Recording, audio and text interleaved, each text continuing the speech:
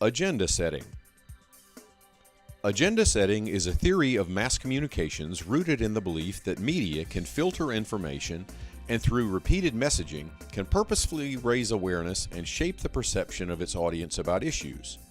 The fathers of the theory are Maxwell McCombs and Donald Shaw, who through their work were able to show that consumers not only acquire information about topics from the news media, they also learn the degree of importance or salience to attach to a topic based on the amount of influence placed on it in the news. They believe that if an issue is highly salient, it will get a lot of attention and the audience will come to believe its importance. Agenda setting fits our definition of a social science theory because it reflects causality, which essentially deals with cause and effect. Like when variable X is introduced into a situation, then result Y is what happens. In relation to agenda setting, an amplified, concentrated media agenda pushed upon its audience is X, then influenced thought processes, if not outright behavior, is the result. Among the major theoretical assumptions, agenda setting would fit best with the epistemological branch in that it deals with knowledge and how we come to know what we know, and specifically to the perception-based concept of empiricism, since it deals with people coming to know about issues and perceiving them as important based on the influence of media operatives. Agenda setting might also be closest to the hearts of critical cultural thinkers who are concerned with gaining knowledge about the world, yet are highly mistrustful of those who control the media and craft the salience of which McCombs and Shaw wrote. Some of the central tenets of mass society are the direct effects theories, which believe that media directly influences the minds of a passive audience and has a transformative effect on their views of the world. Across the centuries of mass media dating back to the printing press, or perhaps even beyond, that influence has been viewed as a dangerous power to hold. Again, agenda setting was coined by McCombs and Shaw, but they give plenty of credence to Walter Lippmann before them, in whose book Public Opinion posits that what we know about the world is largely based on what the media decide to tell us about, and what the public thinks is important is frequently a reflection of the most prominent items on the media agenda. And before Lippmann came Harold Lasswell, who remarked about the power of the media residing not so much in the appeal of the message, but in the weakness of those receiving the message. In other words, the media can condition the passive minds of its mass audience to behave in certain ways, and that whoever controls the media is the gatekeeper who decides what information is spread and what information is held. Lasswell and Lippmann both favored mass media being controlled by trustworthy elites, and historically, those elites are threatened by a strong, educated audience. This all lays the foundation for the identification of a particular example of agenda setting here in my community. The Oklahoman is the largest daily newspaper in the state of Oklahoma, with a current daily circulation of approximately 115,000, significantly decreased from the numbers of its heyday like virtually all newspapers. It was the longtime flagship business of the Oklahoma Publishing Company, or OPUBCO, and was owned for over 100 years by the powerful Gaylord family. The paper was purchased from its originator in 1903 by Edward K. Gaylord, who ran it until turning the company over to his son Edward L. Gaylord in 1974. Who ran it until his death in 2003, at which time the reins were taken by his daughter, Christy Gaylord Everest. The company was sold in 2011 to Denver-based businessman Philip Anschutz. There was no one more deserving of the elite descriptor than the Gaylords, wealthy local business people who for over a century controlled information flow to Oklahoma readers through their newspaper and silencing opinions in dissent of their unwavering arch-conservative views.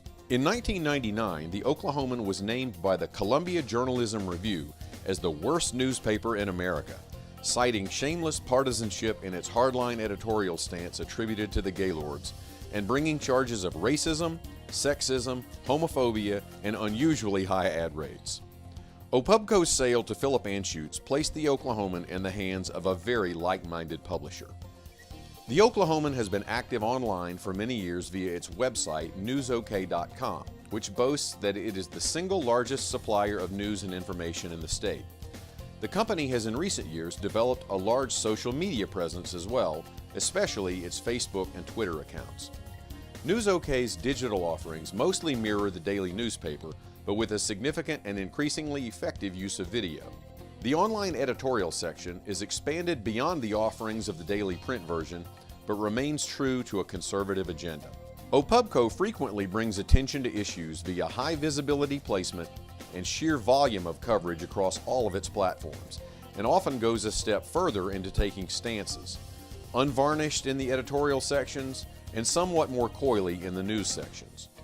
The gatekeepers at the company are very much in favor of business, especially the energy business, any issues that have what they see as a positive effect on the business community, and conservative social issues. Conversely, they are anti-regulation, both business and environmental, labor unions, liberal social issues, and oddly enough, public education. It is in the latter area that I will show examples of agenda setting on the part of NewsOK.com and its management. In just the past few years, charter schools, alternative educational institutions for K-12 students, have come into existence in Oklahoma, mostly in the state's largest metro areas, Oklahoma City and Tulsa. Charter schools receive public funding from taxpayers, yet they operate independently from established public school systems. Charter schools are typically small, require application processes for prospective students, and can give the appearance of private institutions with special curricula and teachers who are not necessarily required to have some of the same credentials as typical public school teachers. The charter school work environment has no labor union, so the teachers are not protected in the workplace by union representation, as are their OKCPS and TPS counterparts. It's a right-to-work situation, meaning at-will termination and few benefits, the business environment championed by most conservative leaders in Oklahoma. Charter schools are established by contract with sponsors, and most offer college preparatory education, although they promote a specific curriculum or learning style. Only 6 charter schools existed in the state in 2001. They really were not very high profile at all. Yet once the mantle appeared to be taken up by the Oklahoman and NewsOK.com, charters have proliferated. Today, there are over 13,000 students enrolled in 34 public charter schools, and another 2,300 students on waiting lists. OPUBCO has published scores of stories on charter schools, the large majority of it very favorable coverage. Many more stories on the subject than in other local publications, websites, or television news. Oklahoman and NewsOK.com editorial staff are on record as agreeing with those championing charter schools for the expanded choices they are said to bring for children and their parents. The voices against charter schools come from the traditional school district administrations in Oklahoma City and Tulsa, the Oklahoma Public Employees Association, and Democratic state legislators. They argue that school districts are spread too thin financially to spin off charters, that the most economically disadvantaged students get left behind upon introduction of charters, and that charter schools do not make sufficient efforts to serve special needs students. Conversely, and this will be more interesting later in this presentation as well, OPUBCO, as anyone might surmise, covers the Oklahoma City public schools regularly. In fact, they do so frequently, intentionally raising the awareness of problems and typically casting the public school system in a negative light. The Oklahoman and NewsOK.com originally back in the early 2000s appeared to be simply raising awareness of charter schools as potential educational options. Yet over the past few years, they have moved into the realm of outright advocacy. A new resource for the media company has been its social media usage. Lots of reposts of NewsOK stories, of course, but also a somewhat orchestrated management of comments from followers. It may in fact have been the NewsOK Facebook feed that helped draw hundreds of people on both sides of the issue to a standing room only community meeting on the evening of February 22, 2016 to discuss additional expansion of charter schools in Oklahoma City. Considering its past and current practice of agenda setting regarding the charter versus traditional school public education issue, NewsOK.com and its social channels could easily up the ante even further in the future by utilizing digital applications like Periscope. At least one of the company's beat writers already uses Periscope for feature material. What's to say that OPUBCO's digital offerings could not put up live Periscope feeds of feel-good charter school events like grand openings or fundraisers or community service projects? It could also, of course, be used at the typically charged public school board meetings or at the state capitol while legislatures churn up less than favorable rhetoric about the state of the public school systems. Just a potential additional resource for OPUBCO in its mission. Significant research on agenda setting has taken place in the years since McCombs and Shaw first coined the phrase.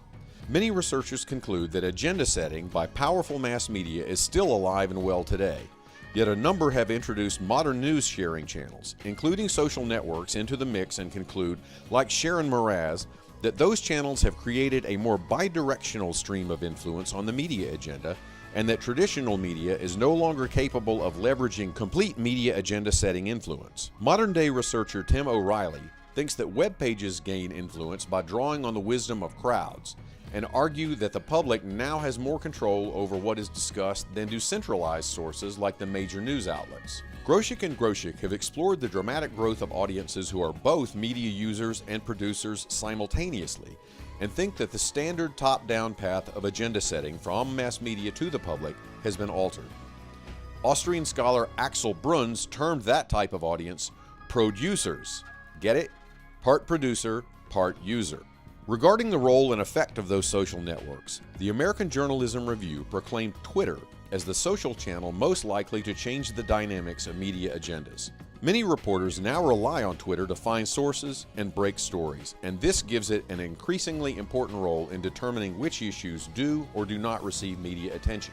Jonathan Solichin and Charlie Wang did a research project in 2013 on Twitter's, quote, democratization of voice, and they determined that agenda setting still exists in internet environments, but that only a few very powerful and influential news sources with existing credibility are able to truly set the agenda. They say the internet has increased the quantity of news sources, but not necessarily the number of those that influence.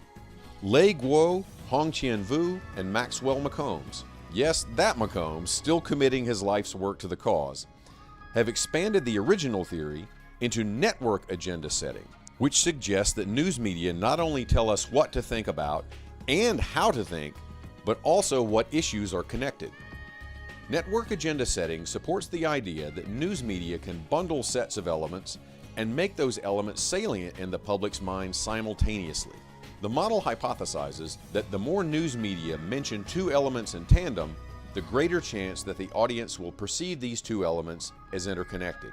In our corporate example from earlier, the Oklahoman and NewsOK.com appear to have already linked their publicity and advocacy of charter schools with the publicity and derision of traditional public education, intentionally leading the audience to believe that the rise of one and the demise of the other are not only connected, but beneficial to the community. OPUBCO is effectively on the crest or even ahead of the game in the practice of this new network agenda setting theory.